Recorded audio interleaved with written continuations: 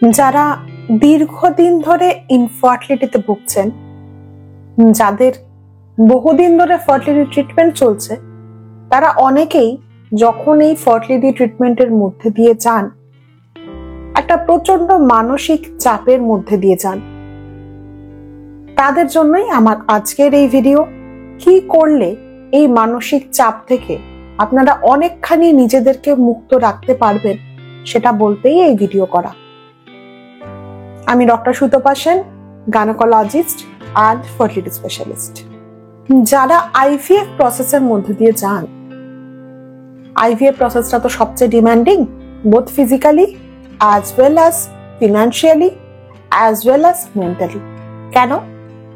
যেহেতু আইভিএফ ট্রিটমেন্টটায় সাধারণত যারা আসেন, তারা এর আগে বেশ কিছু দিন এই ফার্টিলিটি ট্রিটমেন্টের মধ্যে দিয়ে গেছেন এবং বিফল হয়েছেন, তো অবশ্যই তাদের মানসিক চাপ সব থেকে বেশি থাকে।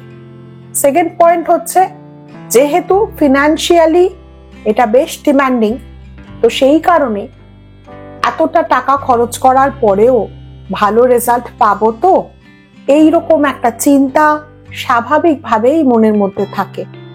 আর তৃতীয়ত, বেশ কিছুদিন ইনজেকশন চলে, তারপরে ওভাম পিক আপ হবে, সেটা কেমন, কিরকম ব্যথা হবে কিনা, এটা নিয়ে একটা ভীতি। তারপর এমব্রায়ো ট্রান্সফার কবে হবে, ট্রান্সফারের পরে কিভাবে থাকতে হবে, আইভিএফ প্রেগন্যান্সি, তার মানে কি প্রচন্ড রকমের রেস্ট আর রেস্ট্রিকশন দরকার।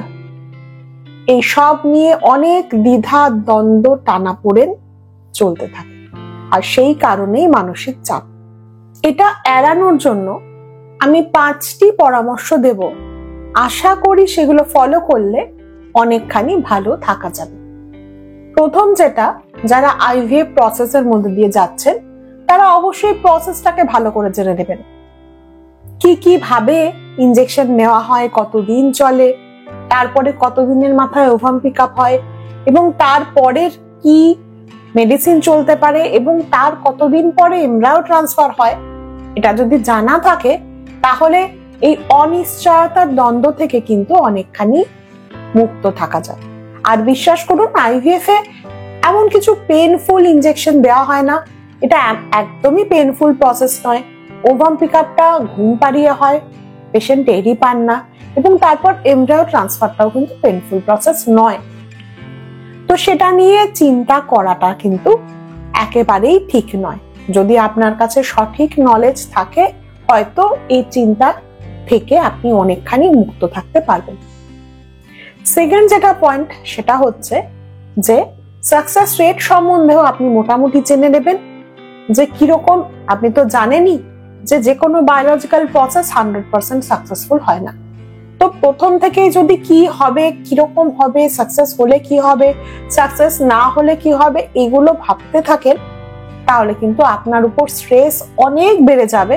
আর স্ট্রেস যদি বেশি থাকে, তাতে কিন্তু আপনার যে হরমোনাল প্যারামিটারস, সেগুলো ঠিক থাকবে না, প্রেশার আপ ডাউন করতে পারে, আর স্বাভাবিকভাবেই মানসিক চাপ তো বাড়বেই। কাজে চেষ্টা করবেন এইগুলো থেকে যথাসম্ভব নিজেকে দূরে সরিয়ে রাখার।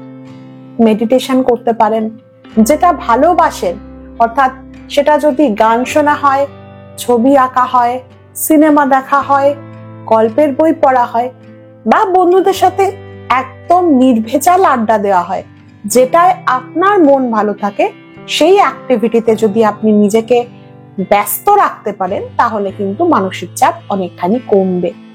থার্ড পয়েন্ট হলো, আমাদের আশেপাশে আমরা কিন্তু অনেক সময় দেখি বেশ কিছু মানুষ এমন আছেন যাদের চিন্তা ভাবনা খুব নেগেটিভ, এবং যারা আশেপাশের মানুষদের ছোট দেখিয়ে আনন্দ পান। যথাসম্ভব এই মানুষগুলোর থেকে দূরে থাকুন, অ্যাভয়েড করুন এদের সাথে ইন্টারাকশন, এবং মানসিকভাবে একটা দূরত্ব বজায় রাখুন। দেখবেন আপনার দিন এমনিই ভালো যাবে।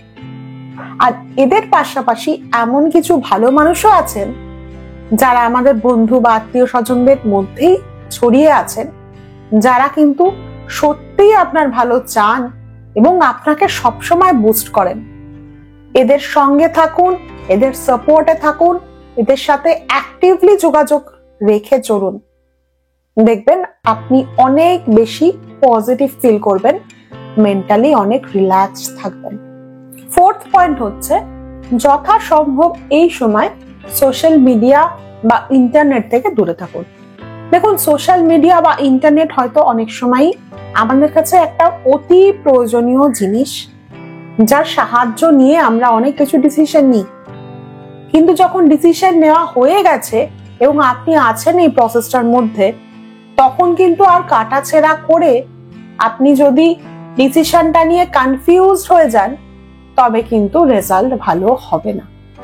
তো তার থেকে বেটার আপনি ট্রিটমেন্ট শুরু করার আগে, প্রসেসে যাওয়ার আগে খোঁজ নিন, জেনে নিন যতটা সম্ভব, এবং অবশ্যই সেটা ডাক্তারবাবুর থেকে হলে বেশি ভালো হয়, বেশি অথেন্টিক হয়। তারপর যখন আপনি ডিসিশন নিয়েছেন, ডিসাইড করে ফেলেছেন, তখন কিন্তু আর সোশ্যাল মিডিয়ার মাধ্যমে সেটাকে যাচাই করতে যাবেন না। আর সোশ্যাল মিডিয়ায় প্রচুর পজিটিভ ইনপুটস থাকে, প্রচুর নেগেটিভ ইনপুটস থাকে। এটা হতেই পারে আপনার মেন্টালি স্ট্রেসড কন্ডিশনে আপনি নেগেটিভ ইনপুট গুলোকে অনেক বেশি বড় করে দেখবেন এবং তার ফলে আপনার মেন্টাল স্ট্রেস আরো বাড়বে। কাজেই এটা অ্যাভয়েড করতে পারলেই সবচেয়ে ভালো। আর ফিফথ পয়েন্ট হচ্ছে healthy food and healthy lifestyle lead করবেন। তার ফলে কিন্তু আপনার সাকসেস লাভের সম্ভাবনা আরো অনেক বাড়বে। আপনার স্পাউসের সাথে খুব ভালো সম্পর্ক রাখবেন, সবসময় মানসিকভাবে যুক্ত হয়ে থাকবেন, দুজনে একসাথে বন্ধুর মতো এই প্রসেসটার মধ্যে দিয়ে যাবেন। এবং অবভিয়াসলি ফিমেল পার্টনার যদি সেলফ সাইকেল হয়, তাকে সাপোর্ট দেওয়াটা মেল পার্টনারের দায়িত্ব, কর্তব্য, সেটা করবেন এবং চেষ্টা করবেন যাতে টুগেদার টাইম খুব ভালোভাবে কাটে। নিশ্চয়ই সাফল্য আসবে। All the best for your IVF journey.